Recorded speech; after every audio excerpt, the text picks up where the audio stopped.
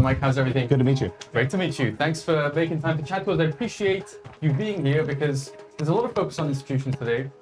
Typically, you would expect more of a, I guess, DeFi OG, a crypto native focus, but we're in the capital of capital.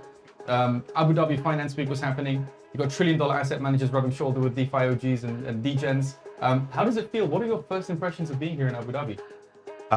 Well, first let me start by saying this is one of my favorite crypto conferences, and I tell anyone who will give me time to talk about it, I tell them that because this experience really has all the really interesting, cool things that we all love about crypto that got a lot of us involved in those kind of early days. And then there's this through line, this through story of real business happening as well. So it's, to me, this is like the perfect marriage of those kinds of things. So if you're ever like really deep in conversation on one thing, you can flip to the other and stuff. I just really like this conference a lot, so I was super excited. Safe to say it's not your first breakpoint. No, it's great. And like, this is one where like the kids eagerly await the swag that I bring home and stuff like that. Like, there you go. It's a good one. It's all about the merch. We have a lot of merch as well, actually. We were talking about merch during the lunch break. Yeah. I think Solana conferences do it best. It's pretty good. Having been around the sort of conference circuit, when it comes to merch and the absurdity of merch, but like still wanting to talk about it afterwards, and it just doesn't become something you throw away. It's pretty good. That original ethos of Solana, I think, is maintained in the merch. Now, one of the questions that emerges from that is, to what extent is this marriage, as you described it, of TradFi and DeFi and institutions and DeFi OGs and degens to the detriment of the original ethos that all sort of brought us together? We were talking with the head of tokenization from Galaxy just now, who agreed with Mary Gunaratney, who's the head of Loopscale, that it doesn't have to be a trade-off that's net negative for the pro-ethos, pro-decentralization crowd. It can be simply a maturing of the industry. I'm curious what you think about that. Okay, so without becoming an advert for my company, maybe I'll just walk you through the journey of how we ended up where we are, because I think it's really informative about how we approach things. So this ethos thing is like super important to us. Years and years ago, someone came on to, I worked on the Franklin fixed income trading desk, and somebody came in and said, hey, has anyone ever heard of Bitcoin? And we said, no, what's that? And he said, my son was playing Call of Duty and won Bitcoin in a tournament. And he was like, he's describing to me how it's all blockchain. This is years and years ago, right? And so, so that was the first I heard of it. And I thought it sounded pretty interesting, but it wasn't until the launch of smart contract, like, Ethereum and smart contracts, where stuff started to make a lot more sense to us. We were in fixed income. A lot of us who started this digital asset effort were in fixed income at the time. So the idea of like programmable money, directing cash flows, that all made sense. This was like part of our core business. And so we were doing more research, learning more and things like that. And at the same time, Jenny Johnson, who's our president and CEO, Jenny used to run operations for the company. And so we got kind of lucky because you don't find many CEOs who care about ledger efficiency. And she did. And so we started talking to her about these distributed ledgers, and she was like, here's some budget, see what you can build. So it was all very organic. You know what I mean? It was all just intellectual curiosity. We were interested in this space. We wanted to learn more. We got some budget and started building. So over the years, we built this digital wallet infrastructure, built an on-chain transfer agent. And right from the very start, what was super important to us is that our products lived natively on chain. Right. That they weren't, there was no mirrored book of records or anything like that. And that was kind of our end goal. So when we launched initially for the first, 6 to 12 months or something like that, we were running, by the way, I'm answering your question, right? I'm not 100%. Okay. 100%. Well, I don't want to be, This cuts to the heart of why we're here, right? If the trillion-dollar asset managers come here through a process of discovery and then wanting to put assets on chain, that's exactly cuts to the heart of the question that the DeFi OGs have of, are we losing our sort of core ethos, our soul, through this marriage? So you're absolutely answering. Okay, good. So credit to a guy named Mike Muir, who leads our technology. He was one of the champions of this idea of building things authentically on chain. So for the first 6 to 12 months or so, we were running parallel books of records on and off chain, and basically we were able to demonstrate that the on-chain records were actually, like, there was a period where we looked at the on-chain records versus the off-chain records, and the on-chain records were actually like too precise. It was a better performing system. It's what does that mean? Too many decimal points. It goes up too many decimal points, so the reconciliation is difficult. So So anyway, eventually we pulled off of the off-chain book, and now our authentic book of records lives on chain.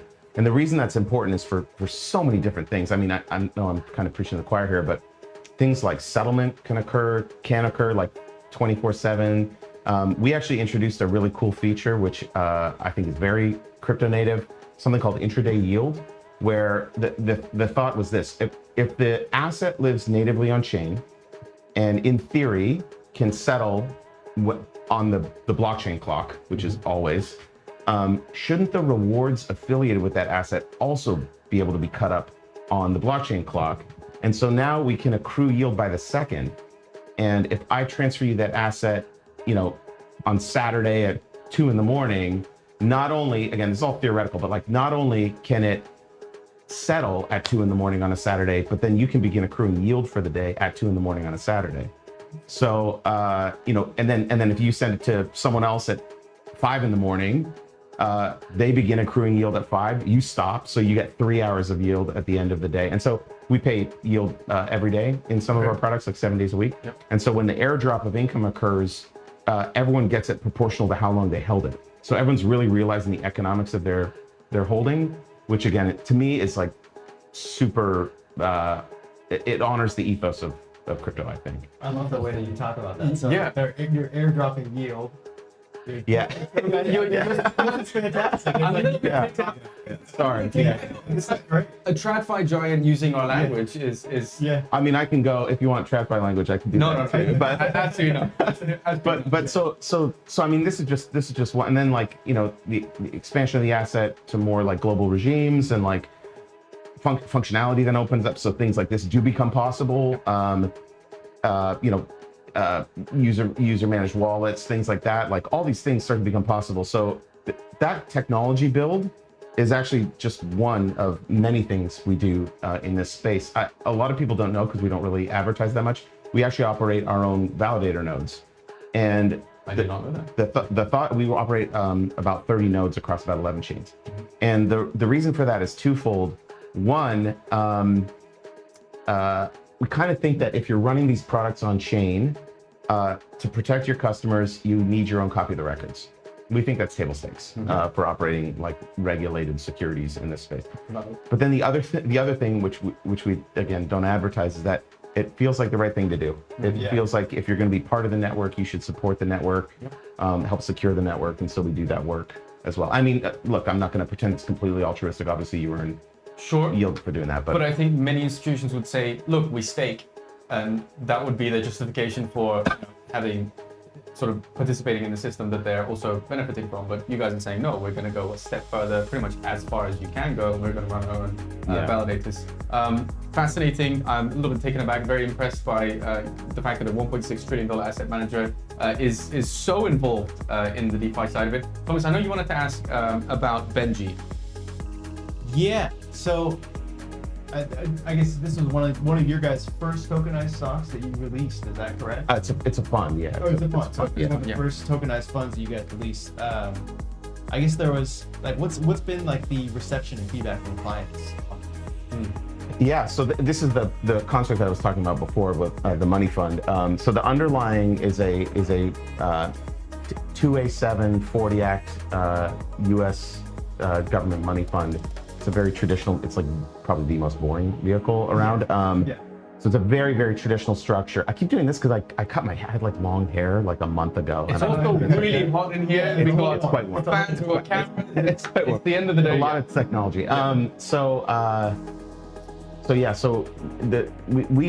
We built this product, like the underlying fund, purpose built for this kind of exercise and building that product. It's got like I said, like on the prospectus, we have things like our tech suitability framework for selecting blockchains.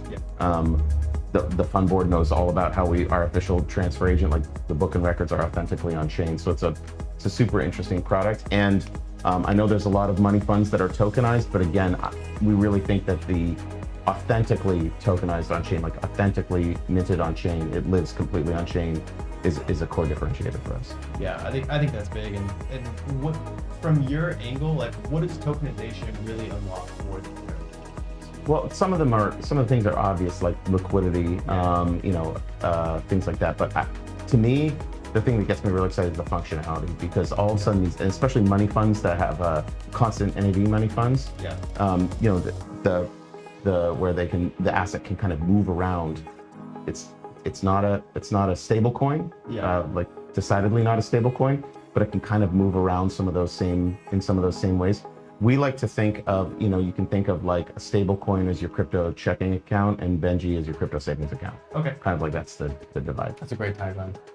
I've said it before, but we don't print it in materials. I wish I could say I just made it up, but it's something, because when we were trying to think of how it fits, right? Like you were asking about unlocks, things like that. Yeah. Like you don't want to just build a product to build a product. Yeah. You want it's got a purpose, right? Yeah. And when like truth be told, when we first built it, rates were at zero. Nobody cared about money funds. Yeah. But then as rates started to creep up, there was a bunch of Web3 natives who had treasuries at banks, and they wanted to get a little bit more yield, and so we started, like, we never really sold the product. We just started getting reverse inquiry from people who wanted to invest, and then started to build more feature sets around it and things like that. Yeah. I'm gonna jump in. I have one slight sort of question mark around Benji. I think it's live on multiple chains. It's not a Solana specific thing. I'm sure there's a very logical explanation to this. I don't know if this is something that is known company-wide. I couldn't find the answer to it. There was $28 million on chain. And then the next day, I believe there was $5,000 on chain. The records show, I think it was a burn. I'm sorry, I don't know. Right, exactly. Yeah, I also don't know the transaction. So my understanding of it is, no, of course. Yeah. I also couldn't find it, but like it's one of those things that obviously has a very logical explanation. It's just for Solana natives, they want to know that the funds are on chain, and we don't know if they were taken off chain and put elsewhere, which is totally fine, or if they were deployed in DeFi elsewhere. Benji specific, $28 million burn, I think. Yeah, I'd have totally to look fine. it up. We will find it. Yes, honestly, I'm not trying to avoid it. I just 100% think it's a super simple, logical explanation to it. I just didn't have time to really dig in and check out. Well, it does. I mean, like you said, it does live across multiple chains. Exactly. We're on 9 public blockchains, so like it's. Is it possible that it was burned on Solana and sort of minted elsewhere? Possible. Right, Yeah. you guys have quite a lot of funds on Stellar, I believe. We have funds across multiple chains. Yeah. I'm pretty sure it's just a super simple explanation like that. I couldn't find the answer. So like to the point, like that's why you want the asset to live on chain, so you can see your balance all the time. Like, right. There's no as of statement on the blockchain, right? It's as of now. So yeah. So being capricious, like why are you taking funds off Solana? It wasn't the point. It was just like when you see that. If it was, it's not really our choice. It's up to the users. Yeah. Let's talk ETFs. Okay. Big year for ETFs. Yeah. Overall, do you think it would have been possible under the previous SEC regime that we issued all these ETFs and they got approved and we saw as much success as we did? I'll just say it's an apolitical statement to say that the current political regime is a lot more favorable towards crypto than the previous. Absolutely. And we've been really excited about a lot of the changes and a lot of momentum forward. So yeah, it's pretty exciting. So here's another kind of weird, not weird, but like crypto native thing. The more weird, the better. We tried, like when we were kind of thinking about what, so our crypto suite, all the products are, we like to think of them as making crypto investing easy for non-crypto natives. And so there's people like my dad, for example, who like always wanted to own Bitcoin and was afraid he didn't want to like lose his private keys. And you know what I mean? It's like, he's octogenarian, so he's like stressful lost for me it as well. can be. And so, as soon as the ETFs launched, he felt comfortable engaging, which is exciting. It's a whole new like user base that wants to learn and things like that. And granted, it's in a wrapper and all that kind of stuff, but they want to learn. And so we try to think about making our whole product suite just easy. Right. So our Solana ETF is called So Easy. Yeah. Which fascinating. Was in my mind there was like a whole board meeting that you guys got together. No. How do was it just one person came up with the genius idea? Yeah, kind of. Yeah.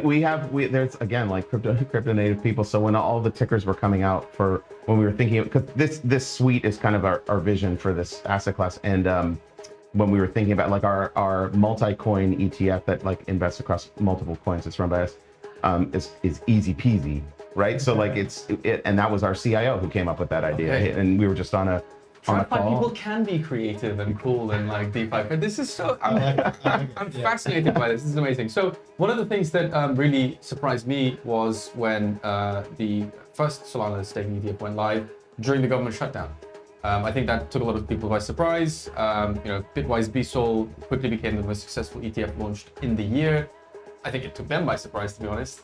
Maybe. And then you guys obviously followed with SoEasy. What's your sort of general high-level overview of Solana ETFs as they currently stand and as we go into Q1 2026? Well, it's interesting. The ETF landscape in the US versus like the globe is decidedly different. There's a lot more exotic ETFs and things. Like staking ETFs have been approved in other parts of the world. Canada was one of the first, I'm Canadian. I'm Canadian. Yeah, exactly. So I think part of it is looking towards some of those as like this is future state. But then there's a whole bunch of new products coming out in crypto that are like really, really interesting to traditional investors.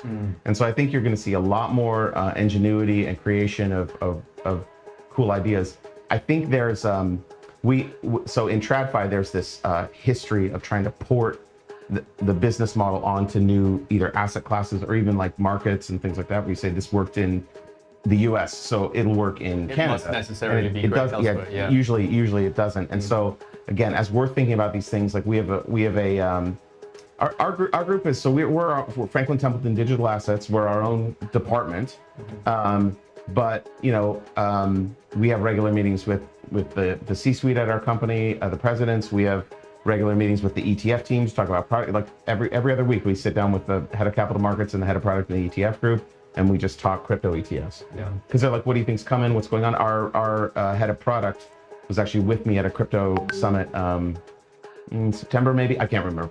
Within the last few months, we were together because he wants to learn so that we can, release products that are authentic to the space and give people the exposures they want.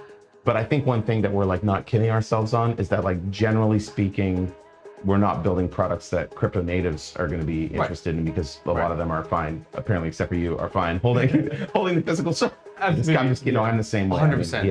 100%. I'll bring this up very, very, very quickly, and we'll get back to talking about ETFs and TradFi adoption. This is something that came out from Solana. I think to your point about octogenarians feeling safe, this looks like a debit card. It's a hardware wallet.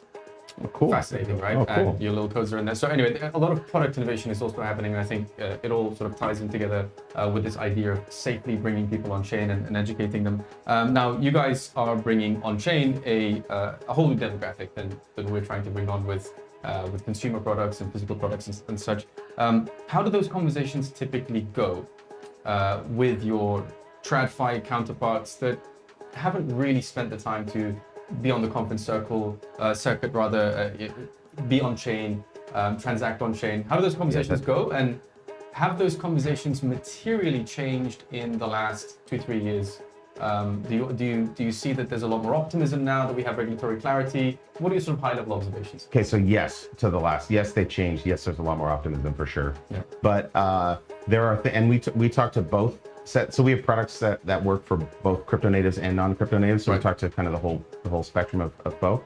And the conversation. So when I don't know about you, but for me, when I first started investing in crypto like a decade ago or whatever, in the beginning, you start to think about something, and it's like, is Bitcoin the same as Ethereum? Is the same as Sol? Is the same as Doge? Is the same as a stable coin? And you're like, you don't really know the difference between any of these things.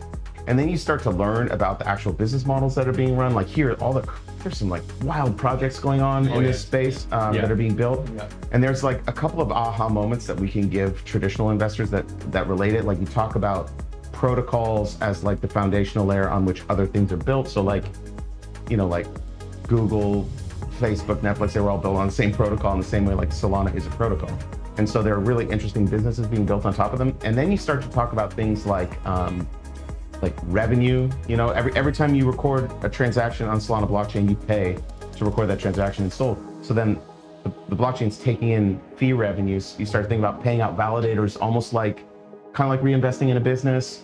You start to think about like burning tokens as like share buybacks. So there's like this translation function we do with a lot of the traditional investors, and you can really start to build like a discount cash flow model for these assets. So you have the protocol level, and then you have all these projects that are being built, and you're trying to predict how much Sol is needed for those projects to run, and then Anyway, so that's kind of how we talk about it with traditional investors when we're talking about the assets themselves. A lot of reasoning through analogy. A lot of reasoning through analogy, and there, if we didn't believe it, we wouldn't be able to do it. Like, these are real things. These are real businesses. You guys have definitely put your money where your mouths are. We definitely have. Very, very definitely have. Like meet them and talk about things in ways that they understand, right? So you're basically like reframing a lot of what you're seeing into like, hey, this is how you're going to digest it. This is what you need. Okay, so yes, but think about the crypto natives now. So when those investors are thinking about engaging with our products, things like, like we had one crypto native business who was like, what do you mean I need a bank account? And we're like, well, we fund in fiat, right? And so you need a bank account. And it was a bit of a, okay, how does that work? Kind of a, what I mean? So, no. because it's a discussion, right? And they get this space is still so new. Yeah. And when I started in fixed income in 2001, and I worked in a relatively supportive office in that space, I was given a textbook called the Handbook of Fixed Income Securities, and I was put in an office, and they said, read these 15 chapters, and then we can have a discussion. So the first few days of my fixed income career were reading a book, and then coming out and asking questions. People like, come on, you don't know that, like, kind of thing, right? Wow. So no, again, like, welcoming environment. I'm not trying to slam anyone I was working with. I love working on that desk, but this space, I remember very distinctly what it was like asking those questions. Why are these things different? What the chains are different? How are they different? Tokenomics, like, what does that mean? And so whenever someone comes up to me and asks me those same questions, like my dad, I'm totally fine to get into it with them. And so when we have the TradFi, or the crypto investors who are wondering about TradFi, totally fine. Same with the TradFi investors who are wondering about crypto. Yeah, I feel like when I first got into crypto, it was like DYOR was the big thing. It's like, do your own research. Yeah, but no one did any research. So what research did you do? Yeah, I mean, you got a landing page sent to you, and it was a white paper, or it was a 5-year sort of trajectory of what this project was going to do, and you had a little minting address, like, here you go, here's a bunch of money. So do you remember the website? Let me Google that for you. Do you remember that? Oh my gosh, yeah. When you get one of those links, it's like you just shudder before you even open it. Absolutely. Sort of idea, It's we've definitely come a long way, and I can't help but not bring the conversation back to the fact that we're here in Abu Dhabi, in the capital of capital, with, again, trillion-dollar asset managers, some of the most degen people I've had the pleasure of meeting in my life, all in the same room. We seem to be moving in the same direction rather than experiencing a major diversion. Now, one question I want to ask you before we get to the final question, which is super bullish, we have to end on a bullish note here, is Matt Hogan recently said on an interview that it seems to be a tale of two markets at the moment. Institutions are overwhelmingly bullish on crypto. Going into the end of 2025, we see the debasement trade becoming increasingly attractive. And at the same time, crypto Twitter sentiment is at an all-time low. It's extreme fear. People are a little bit confused, upset, disappointed by the price action that we're seeing. Do you share that analysis as someone who's not just on both sides, but has been on both sides, will probably continue to be on both sides? I mean, do you agree with that analysis that sentiment is moving in different directions, even though we seem to be aligned on where we want to go as an industry? I don't know. Well, maybe I would say, like, I think the institutions are really bullish on blockchain. Right. I think the institutions are psyched about it. They see it. They understand. Like, they're really starting to understand it. A lot of institutions actually call us for advice on how to think about things, and we talk to the heads of digital assets at most major financial institutions, because we're all just trying to help grow this thing we're doing. So I would say, like blockchain, the institutions are really bullish on blockchain and how do we adopt this technology in our own business. That's more how I would lean on. Fair play. Single most exciting aspect, vertical element of Solana in 2026 for you? And I think, I know it's so difficult to answer this question. And I think, for context, if we think about 2024, most people say, okay, it was retail adoption, the blockchain being stress tested, proving its worth. 2025 is the year where we saw massive institutional adoption. Finally, $500 million coming on chain, coming through even BSOL alone. Fascinating development. What is 2026 going to be the year of? Maybe that's a better way of phrasing the question than what excites you the most? No, it's fine. So can I start with something? My personal cell phone is a Seeker. I use we have Seekers all over the place. Helium is my cell phone provider. I'll give you this in that case. Cool. It's a privacy screen. Thank you. Thank you. Oh, that's really. I'm sure you spend a lot of time on planes. I do. Thank you. Thomas here has 3 Seekers. I got a lot. I buy them all for myself. I bought one for my wife. Right. She wasn't too excited. I feel a little. I don't have my Seeker on me, but my bona fides are real. I can send you the picture later. And I actually try stuff out when I can. So like I have the fitness ring, the CUDIS ring. Yeah. Okay, so I have one of those too. Again, I'll send you the pictures. I swear I have them. We believe you at this point. But I like these. I like these. So for me, like a lot of DePIN stuff is like really cool. And I try it. And also, by the way, if you're talking to non-crypto natives, talk about that stuff because these are things they understand. They understand a cell phone plan, and when someone says it's all made up fake money, it's like I pay $30 real a month for this cell service. So like so that is actually one of my personal favorite things that's going on Solana, just from like a interesting standpoint. But what I think is happening that's even more interesting is were you guys at Accelerate in New York? We weren't, but our colleague who's just outside Finn was. Okay. So I was there, and I got there, and Nick Dukoff, who works at Solana, head of institutions. I think he's the one that gave me your contact. Nick's the best. So Nick, I called him afterwards, and I was like, Nick, where was all the like DePIN stuff, because there was like not a lot of DePIN when I was there. And he said, actually, we had some like events beforehand and stuff like that. And so I think what they were trying to do the days that I was there was like dedicated to like more like institutional use cases and stuff like that. And the way that they've approached that growth with people like Nick, I mean, the staff here is unreal. That's what gets me really excited about Solana going forward. And it's easy to talk about to people who perhaps don't want to throw all their money on chain without understanding what's going on. For sure. Yeah, we love Helium. They're actually coming on to our show on one of these days. Cool. So, we interviewed Abe previously. We spoke to him also, not yesterday, the day before. They had a side event, and they announced their expansion into Brazil, which is a huge, massive new market. About 6 months ago, they announced a partnership with Telefonica, one of the biggest telecom providers in Mexico. So obviously, they're sort of taking over South America, if you will. So like the first time I met him, I was at Consensus, and I totally by accident, I swear, butted him in a beer line. And then he's such a nice guy. I'm sure he's totally fine with it. I turned around. I'm like, I'm sorry I didn't see you there, or whatever. And I offered to buy him a beer. He's like, no, you don't have to. And I was like, please.